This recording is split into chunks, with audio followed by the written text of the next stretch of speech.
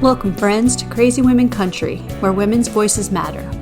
We bring you the greatest female voices in the music industry, from the artists, songwriters, and producers, to managers and executives, and all the women who make the music industry what it is today. Thank you for joining us.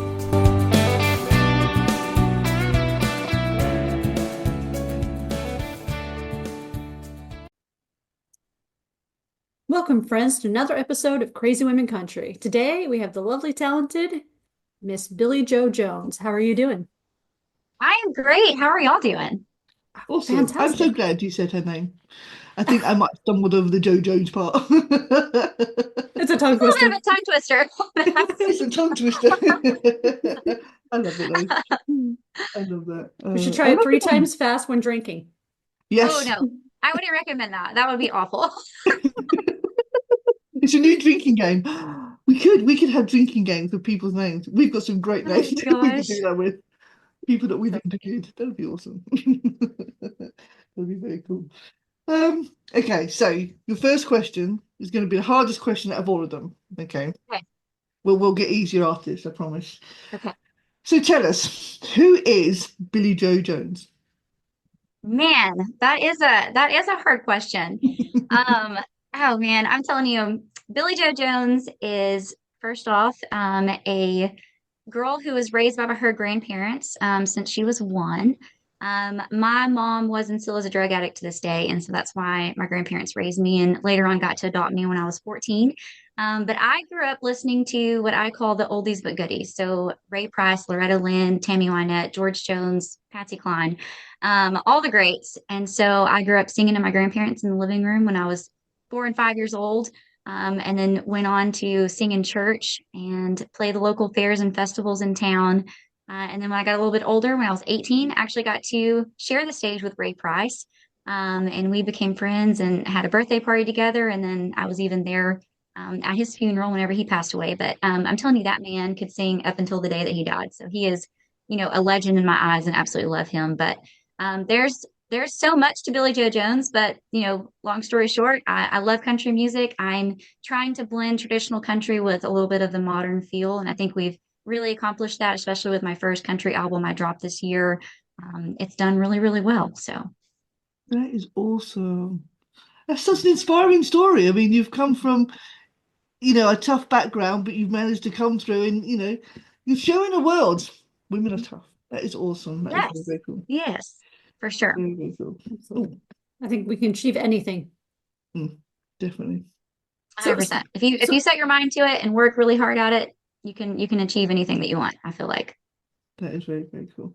And I love it. I love it in your bio where I'm probably going to get the words wrong here because I'm very clever at that.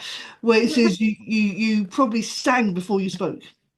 Yes, I'm telling you, I did. I was making up words to songs. I'm telling you, there's one. I think I have a video of it. I was singing a Shania Twain song. I think it's "Whose bed have your boots been under?" And I would say, "Whose boots have your bed been under?" or something. Like it was totally backwards. And I think I still honestly probably sing it incorrectly sometimes to this day.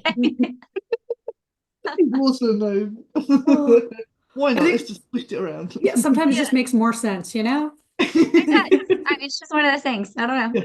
Yeah, why not? Go for it. I love it. So, Um, speaking of your first album there, let's talk about some of the songs off it. Now, I'm going to bring up one of them, which we just brought up prior, was Some Girls Don't Cry. I know because Paula loves that song.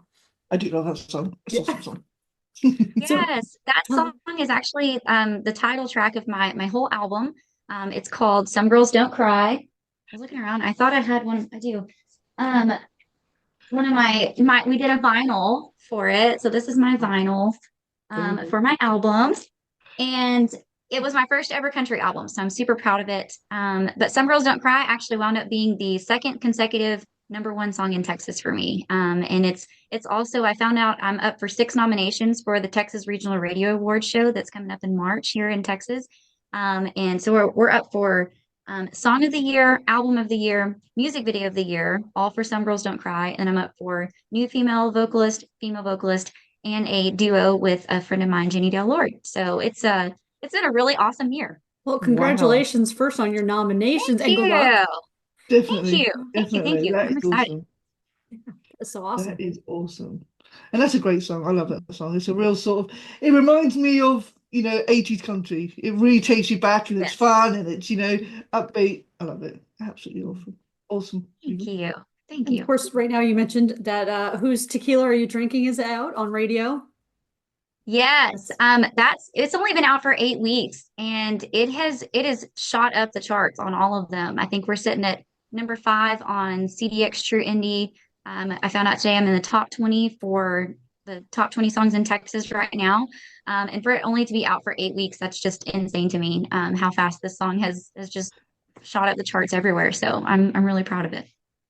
That is That's, awesome. that's Congratulations. wonderful. It just So, shows what an awesome artist you are. You. Thank you. Lots of hard work this year. I knew that this year, I was hoping this year was going to be really good, and it just, exceeded all of my expectations. We put out great songs, and then, touring and traveling and playing show after show, and recording new music and spending a lot of time of writing new music. So we're actually working on my second album. We'll be starting to record that in January, and we already have too many songs for the album. So it's a good problem to have. So Yeah. It's always better to have too many than not enough. That's the thing. exactly. That yeah, is because you'll awesome. find certain ones that you think would fit, and you're like, oh, maybe not. Maybe that should be somewhere else. And you'll get to that point, and Yeah, yeah, and Yes. then Yeah. it might come We've on a been going future through album them. then. Yes. Yes. Yeah, that is so cool. That is cool. definitely. Well, we can't wait for that to come out. So we're Oh, excited. That's for sure. Thank definitely. you so much. So Definitely. after everything that's happened this last year and all the obviously first album, everything, in your opinion, and what is your most memorable professional event this year or things that just will stick out that you'll always remember from this year? Oh man, that's a tough one. I would have to say that probably the most memorable thing this year, it wasn't my debut, but I did get to step on the stage at the Grand Ole Opry. I was a part of the Helping a Hero benefit with Lee Greenwood, so I got to go on stage with a ton of artists, and I stayed away from the circle because that is sacred and that's meant for another time. That's my my biggest dream is to play that stage one day. But just being able to step foot on that stage and go backstage and meet different artists and see the rooms and see where the legends have sat and sang, it was amazing, absolutely amazing. Sounds awesome. That really That's does. awesome. Yes, and we can't wait till you're inducted one day. Yeah. Yes. See, I want to make sure Oh that's in my the gosh, I universe. sure hope so. I sure hope so. So, okay, obviously it's every country artist's biggest dream to be inducted into the Grand Ole Opry. Who would you pick to do it? Do, do, do. Oh, oh, that is tough. Oh man, that is so tough.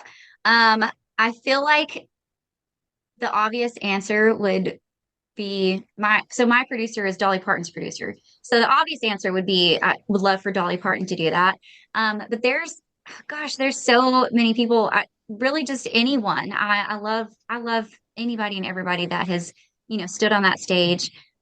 Lainey Wilson is absolutely crushing it right now. That'd be really cool to be, up there with her. I'm a huge fan of Ronnie Dunn.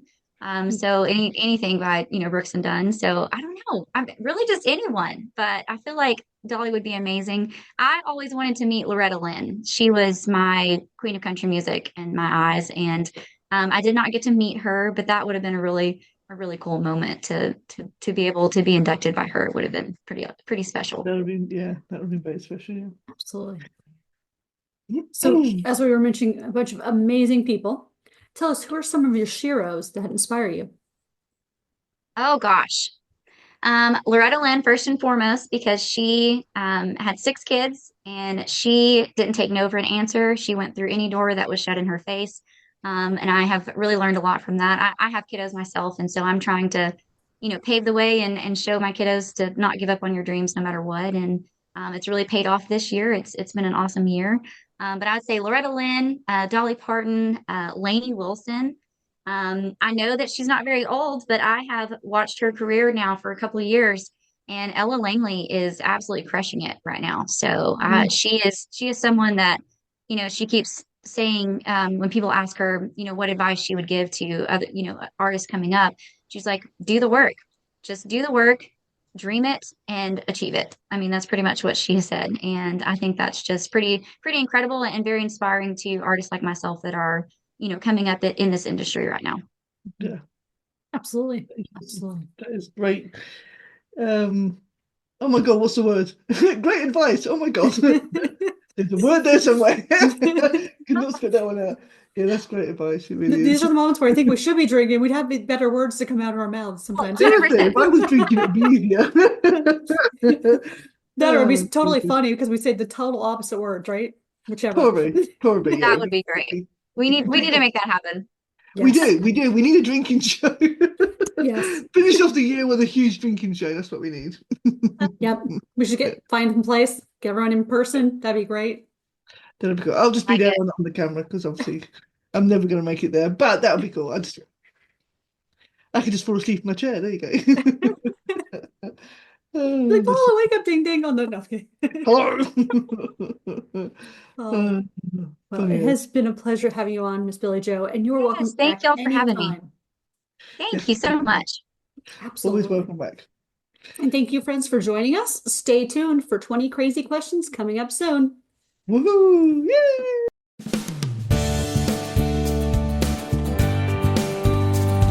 If you enjoyed today's episode of Crazy Women Country, don't forget to give us a thumbs up. Be sure to click the subscribe button for new interviews weekly. And thank you, friends, for joining us today on Crazy Women Country, where women's voices matter.